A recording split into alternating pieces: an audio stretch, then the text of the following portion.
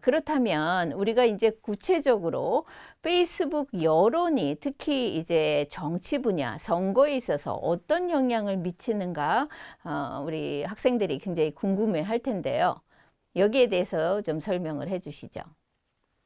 네, 선거는 뭐 아시다시피 그러니까 후보자가 이기기 위한 그러한 그 활동이죠. 그래서 그럼에도 불구하고 우리는 이제 선거를 이제 미디어 커뮤니케이션 측면에서 바라본다면 선거라고 하는 것은 사회적 활동을 강화시키고 또한 조율하며 정보를 확산하고 조정하는 그런 측면이 되게 중요한데요. SNS가 바로 그러한 사회적 활동 강화, 정보의 확산, 조정의 역할을 하고 있습니다. 왜냐하면 선거 기간에 이 SNS를 통해서 정보 교류를 함을 통해서 선거에 직접적으로 투표로 이제 참여지는 하는 그런 게 이어지는 것이잖아요. 그렇기 때문에 그 페이스북이라든가 이런 SNS에서의 이러한 그 여론이 어떻게 흐르느냐에 따라서 정보 교류 활동이 증가되고 이 정보 교류 활동이 이 참여로 이어지는 겁니다. 우리는 그래서 좀 더 쉽게 좀 얘기해 보자면은 지금 코로나라는 전대미문의 재난인데요. 이 재난에는 초기에 관심이 크고 갑자기 이렇게 줄어듭니다. 흔히 일반적인 재난은. 하지만 선거라는 것은 오히려 시간이 지나면서 사람들의 관심도와 주목도가 증가를 하죠. 이것은 곧 여론이라고 하는 것이 시간이 지나면서 갈수록 스노우볼링처럼 좀 더 커지고 가고 여론이 영향력이 더 커져가고 또한 여론이 사람들한테 훨씬 더 중요하게 받아들이는 거죠. 이 과정에서 SNS가 선거 뉴스가 뭐지? 이슈는 뭐지? 하고 해서 유권자들의 관여도, 참여도, 사람들이 가지고 있는 인지적 관심도를 또한 높이고 그리고 투표장에 가도록 만드는 거죠. 특히 우리 페이스북이라고 하는 SNS는 어떤 특징을 가지고 있느냐 하면은 우리가 실명 중심으로 하다 보니까 앞에서 설명했듯이 하나의 카페처럼 활동을 하는 거죠. 이렇다 보니까 이 카페에서의 그 여론이라고 하는 것은 끼리끼리 대화를 통해서 훨씬 더 여론을 증폭시킬 수가 있습니다. 이런 증폭된 여론은 특정 후보한테 몰표를 갖다 줄 수도 있고요. 혹은 특정 후보를 낙선으로 가져갈 수도 있습니다. 이런 측면에서 이런 그 페이스북을 비롯한 SNS 여론과 이 정치와 선거에 아주 큰 영향을 미칠 수 있다라고 생각을 합니다. 네. 구체적으로 특히 이 페이스북과 트위터와 같은 소셜 미디어가 선거나 정치 과정에서 유권자의 관여도, 참여도를 높인다는 점 굉장히 중요한 영향이라고 할 수 있겠는데요. 그럼 이제 구체적인 한번 사례를 들어서 박 교수님께서 연구하셨던 그 케이스를 갖고 한번 얘기를 나눠보도록 하죠. 그 2011년과 2014년 서울시장 선거에서 페이스북 여론을 의미망 분석으로 연구를 하셨는데요. 그 분석 결과 어떻게 나타났던가요?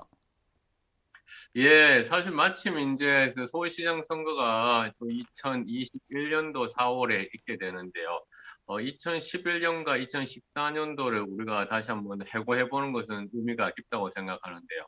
특히 페이스북이 이 당시에 어떠한 SNS였는지를 한번 먼저 언급을 해야 될 것 같아요. 2004년도에 페이스북 만들어졌지만은 한국 사회에서 본격적으로 확산되기 시작한 것은 사실 2010년에 전후였죠. 또한 페이스북이 확산되기 전에 트위터가 좀 더 영향력이 있었지만은 2010년에 부근에서 페이스북이 본격적으로 한국 사회에서 선거 쪽에서 영향력을 잃기 시작했는데요. 2016년의 선거는 재보궐선거였어요. 당시 이제 오세훈 시장이 그래서 퇴임을 하면서 재보궐선거로 이루어졌는데 이때 그 페이스북은 마이크로 타겟팅을 할 수 있는 가장 어, 효율적인 매체로 인정을 받았어요. 마이크로 타겟팅이라고 한다면 마이크로라는 게 세분화하자 이런 뜻이고요. 타겟팅이라는 게 특정한 집단에 대해서 내가 선택해서 메시지를 보낼 수 있다는 것이죠. 좀 더 이제 개념을 정의해 보자면 모든 수집 가능한 정보를 수치화하고 분석을 통해 개인별 유권자 상황을 파악하여 벌이는 선거 운동을 말하는데요. 이 마이크로 타겟팅이 2011년도에 시작을 했고요.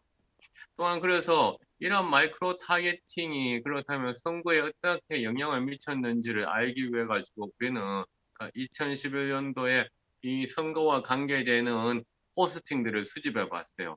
포스팅을 수집해서 앞서 말씀드렸던 그러한 의미망 분석이라고 하는 거, 메시지에서 어떠한 단어들이 어떠한 관계를 맺으면서 새로운 담론을 만들어내는 것인지 보니까 당시 선거운동 기간 동안 박원순 당시 후보의 이름은 포스팅에서 지속적으로 등장하면서 보수적인 후보였던 나경원 후보보다는 더 많은 관심이 받았고요.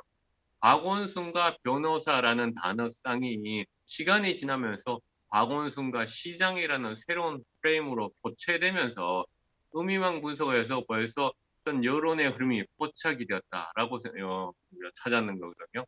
그래서 박원순 변호사라고 하는 의미망이 박원순 시장이라는 의미망으로 바뀌고 이것이 의미망의 하나의 프레임으로서 사람들의 인지적 관여도를 높이게 되고 또한 이렇게 되면 박원순을 지지하고 있는 사람들이 투표장에 갈 확률이 더 높아지게 되는 그런 상황을 가져왔죠.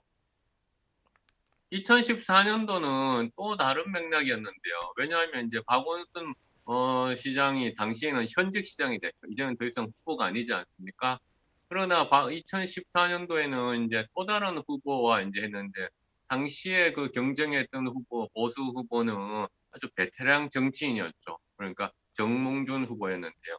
이 정몽준 후보에 비교해서 명확한 지배력을 이미 시작할 때부터 의미망에서 나타났어요.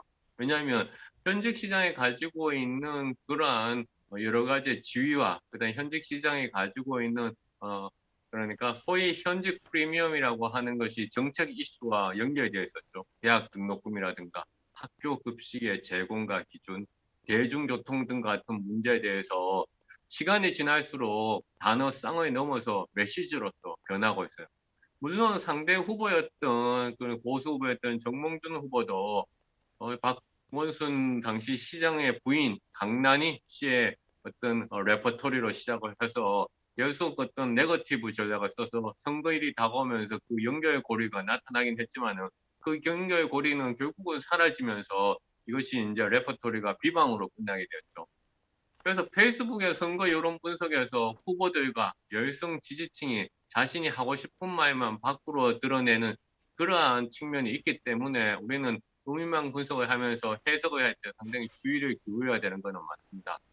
그럼에도 불구하고 이러한 의미망을 통해 가지고 우리가 미디어, 커뮤니케이션, 콘텐츠를 연구하는 학자들은 어떠한 단어를 넘어서서 하나의 메시지를 만들고 메시지를 넘어서 프레임을 만들고 프레임이 다시 담론으로 바뀌고 이 담론이 그러니까 관여도와 투표장으로의 그런 참여로 이끄는지는 이제 2011년도, 2014년도 서울시장 선거에서 우리가 찾아봤다라고 이야기를 할 수 있을 것 같습니다.